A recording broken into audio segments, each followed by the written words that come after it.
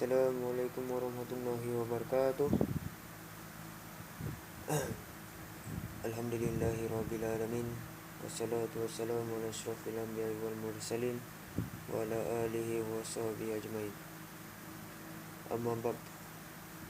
Baiklah, pada hari ini ceramah saya tentang perlukah kita marah kepada seseorang yang memaki ataupun mengkutuk kita dalam segi apa-apalah. Baiklah, jawapan saya, jikalau orang memaki kita, orang mengkutuk kita, sebenarnya kita tak perlu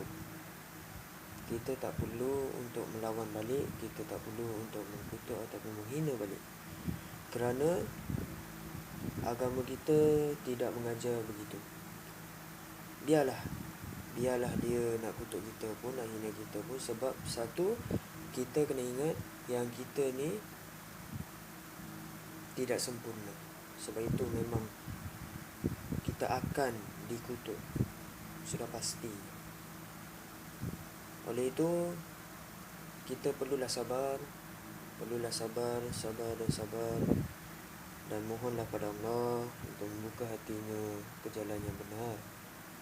Walaupun ia sakit, hati kita ni sakit bila kita dengar orang kutuk kita, tapi kita boleh sabar.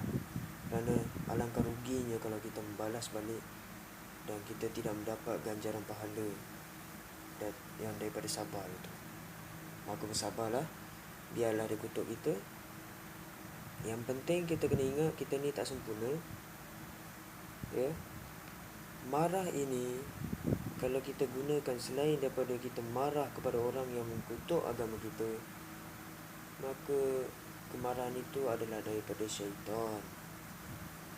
Marah yang rugi, marah yang tidak ada apa-apa, marah yang tidak mendapat apa-apa. Orang kutuk kita, kita marah, kita keluarkan bahasa-bahasa kasar, kita dapat dosa juga. Kalau orang kutuk agama kita, barulah kita keluarkan kemarahan kita. Kemarahan itu barulah datangnya pahala, kebaikan-kebaikan, kerana kita nak mempertahankan agama kita. Kalau setakat orang kutuk kita ni, tak perlulah. Ya. Oleh kerana itu, kita kena perlu bersabar. Inilah lumrah hidup. Fitrah manusia suka mengkutuk, dan yang dikutuk itu perlu sabar. Oleh itu, kita janganlah fikir banyak-banyak, kita sabar, beristighfar. Sebenarnya kebaikan ini yang membuatkan orang itu sempurna atau tidak, itu dikira daripada amalan. Dan amalan hanyalah Allah Subhanahu wa ta'ala yang hitung, yang tahu, bukan manusia. Maka kalau manusia, kita tahu diri kita, kita solat banyak semua, tapi manusia tetap memandang rendah kita orang, kita jangan risau. Sebab mata manusia bukan seperti mata Allah. Mata manusia hanya memandang luaran, dan hati manusia ada hasad. Sebab itu berlakunya kutuk-kutukan. Oleh sebab itu, jangan risau, jangan pecah, jangan rasa lemah apabila orang kutuk kita. Jangan risau. Yang akan sempurnakan kita, yang akan memandang kita sempurna ataupun tidak, itu adalah Allah Subhanahu wa ta'ala. Dan yang menghitung amalan ialah Allah Subhanahu wa ta'ala. Manusia hanya boleh kita ambil manusia ini untuk melihat keburukan kita saja, kesilapan kita saja di mana. Ya. Dan teguran untuk orang yang ada lakukan kesilapan, bukan kita kena kutuk dia, bukan kita maki dia. Kita kenalah tegur dengan cara yang baik. Ajak dia, dakwah, ajak orang buat baik. Bukan kita sakitkan hati orang lalu orang itu pun lemah semangat untuk ke jalan Allah, maka itu adalah jalan yang benar, cara yang benar ataupun tidak? Tidak.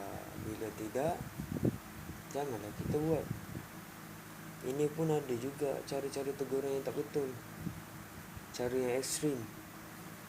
Tegur walaupun betul teguran dia, tapi teguran dia yang boleh membuatkan orang itu lebih lemah untuk ke jalan yang benar, maka kamu telah menyekatkan, sangkutkan laluan semangatnya untuk ke jalan yang benar, maka kamu dapat dosa, kerana kamu telah melemahkan seseorang.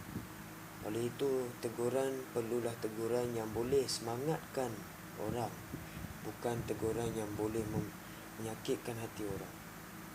Ingat, sebab itu ceramah-ceramah ataupun tazkirah-tazkirah, dakwah-dakwah, kita tidak boleh buat dakwah ataupun tazkirah yang memang khas untuk seseorang. Itu tak boleh. Kita kalau dakwah, kita dakwah luas. Kita tak boleh dakwah kerana orang itu kita dakwah, kita kena-kena dengan dia, nanti dia tidak akan semangat. Bila tidak akan semangat, kamu telah merosakkan rasa semangatnya, maka kamu akan bertanggungjawab kenapa dia tidak berubah. Baiklah, ini